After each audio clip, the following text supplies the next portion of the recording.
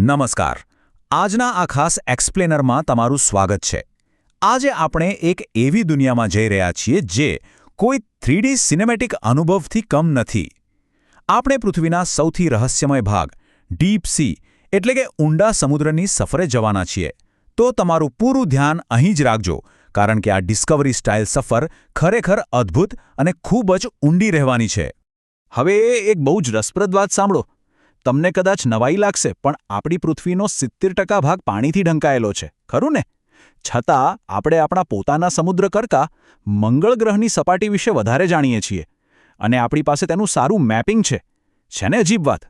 આપણી જ પૃથ્વી પર એક આખી અજાણી દુનિયા છુપાયેલી છે, જે હજુ પણ આપણા માટે એક મોટો કોયડો છે. તો ચાલો આ ભૂરા અને તેજસ્વી પાણીથી નીચે તરફ ડૂબકી લગાવીએ. કલ્પના કરો કે આપણે ધીમે ધીમે ઊંડાણમાં જઈ રહ્યા છીએ. જેમ જેમ આપણે નીચે જઈએ છીએ તેમ તેમ સૂર્યનો પ્રકાશ એકદમ ઝાંખો પડતો જાય છે, અને થોડી જ વારમાં બધું જ ગાયબ. આપણે એક એવા શાંત અને ભયાનક અંધકારમાં પ્રવેશી ચૂક્યા છીએ, જ્યાં સૂર્યનું એક કિરણ પણ ક્યારે પહોંચી શકતું નથી. વિભાગ 1, ધ ટ્વેલાઇટ ઝોન. હવે આપણે સપાટીથી ઘણે નીચે આવી ગયા છીએ. 200 થી 1000 મીટરની વચ્ચેની આ ઊંડાઈને ટ્વેલાઇટ ઝોન કહેવાય છે. અહીં પ્રકાશ એટલો ઓછો આવે છે કે બસ માત્ર ઝાંખા પડછાયા જ દેખાય, અને બરાબર અહીંથી જ આપણને એવા વિચિત્ર અને અકલ્પનીય જીવો જોવા મળે છે, જે જાણે કોઈ બીજી દુનિયામાંથી આવ્યા હોય એવું લાગે. પણ એક સવાલ થાય કે જ્યારે અહીં સૂર્યપ્રકાશ છે જ નહીં, તો આ જીવો જુએ છે કેવી રીતે? જવાબ છે બાયોલ્યુમિનેસન્સ. સાવ સરળ ભાષામાં કહું તો આ જીવોએ અંધારામાં ટકી રહેવા માટે પોતાના જ શરીરમાંથી નિયોન જેવો ઝળહળતો પ્રકાશ પેદા કરવાની ગજબની શક્તિ વિકસાવેલી છે. આ કોઈ સાયન્સ ફિક્શન મૂવીની વાત નથી હો, આ આપણી વાસ્તવિક પ્રકૃતિની કમાલ છે. આ ટ્વેલાઇટ ઝોનના જીવોને જરા ધ્યાનથી જુઓ. અંધારા અને ભૂરા પાણીમાં ચમકતી જેલીફિશ અને અજીબોગરીબ માછલીઓ તરી રહી છે. તેમના શરીરમાંથી નીકળતો આ નિયોન પ્રકાશ ખરેખર મંત્રમુગ્ધ કરી દે તેવો છે. આ જીવો પોતાના આ જ પ્રકાશનો ઉપયોગ કરીને શિકાર શોધે છે અને એકબીજા સાથે જાણે કે વાતચીત પણ કરે છે. એકદમ જાદુઈ લાગે છે ને? વિભાગ 2, મિડનાઇટ ઝોન અને તેનો ઘોર અંધકાર. હવે આપણે સપાટીથી પૂરા 1000 મીટર એટલે કે 1 કિલોમીટર નીચે પહોંચી ગયા છીએ. આ માત્ર કોઈ સામાન્ય આંકડો નથી. આ એ લાઇન છે જ્યાંથી સંપૂર્ણ અંધકાર અને અત્યંત કઠોર પરિસ્થિતિઓ શરૂ થાય છે. અહીં શૂન્ય પ્રકાશ છે. તમને ખબર છે આટલી ઊંડાઈ પર પાણીનું દબાણ કેટલું ભયાનક હોય છે? જરા કલ્પના કરો કે તમારા એક નાના અંગૂચા પર આખો જીવતો હાથી ઊભો રહી જાય. હા, બરાબર આટલું જ દબાણ. જો આપણે અહીં કોઈ મજબૂત લોખંડના ડબ્બાને પણ લાવીએ ને, તો તે સેકન્ડોમાં કચડાઈને કાગળના ડૂચા જેવો થઈ જાય. તો વિચારો, આવા પ્રેશરમાં પણ અહીં જીવો કેવી રીતે જીવતા હશે? આવા ખતરનાક દબાણ અને ઘોર અંધકારમાં કોનો સિક્કો ચાલે છે ખબર છે? એંગ્લર ફિશનો. તેનું આ ડરામણું પણ પાવરફુલ સ્વરૂપ જુઓ.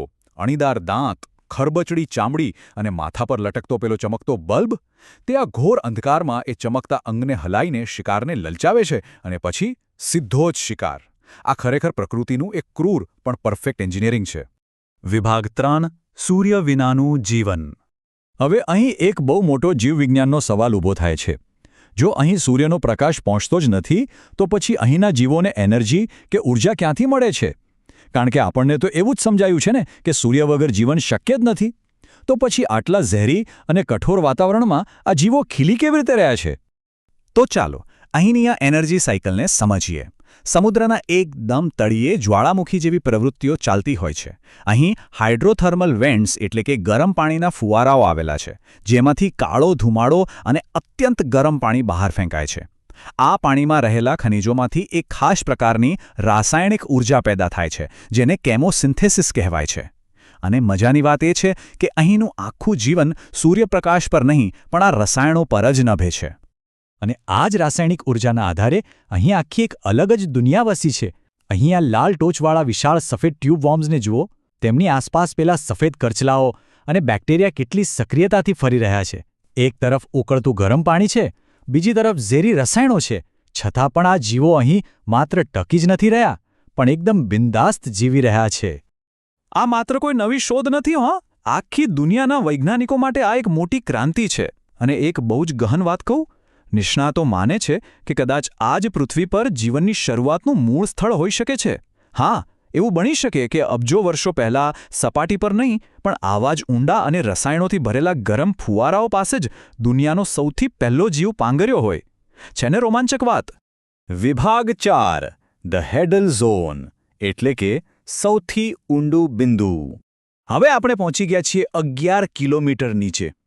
11 કિલોમીટર? હાઈવે પર ડ્રાઇવિંગ કરતા હોઈએ ત્યારે આ અંતર સાવ સામાન્ય લાગે, પણ જ્યારે સમુદ્રમાં સીધા 11 કિલોમીટર નીચે જવાની વાત આવે ને ત્યારે બલભલાના હોશ ઉડી જાય.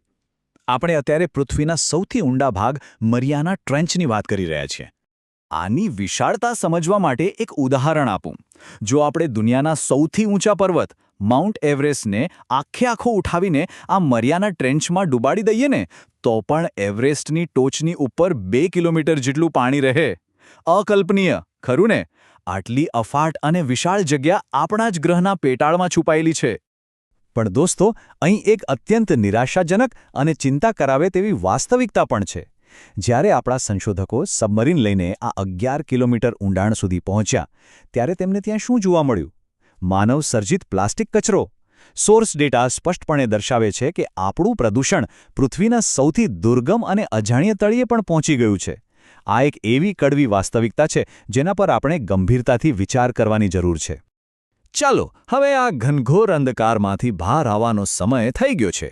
આ ભારે દબાણવાળા તળિયેથી આપણે ઝડપથી ઉપર તરફ જઈ રહ્યા છીએ.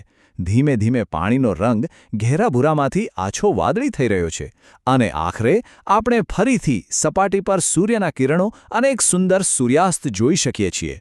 હાશ, આપણી જાણીતી અને પરિચિત દુનિયામાં પાછા ફર્યા. અંતે એક બહુ મોટો સવાલ આપણી સામે ઊભો છે. આ ઊંડો સમુદ્ર મોટાભાગે હજુ પણ અજાણ્યો છે.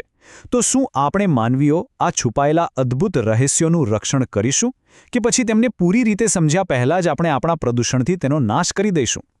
આજના આ એક્સપ્લેનરમાં મારી સાથે જોડાવા બદલ તમારો ખૂબ ખૂબ આભાર. પ્રકૃતિના આવા જ રહસ્યો વિશે જાણતા રહો અને હા, વિચારતા પણ રહો.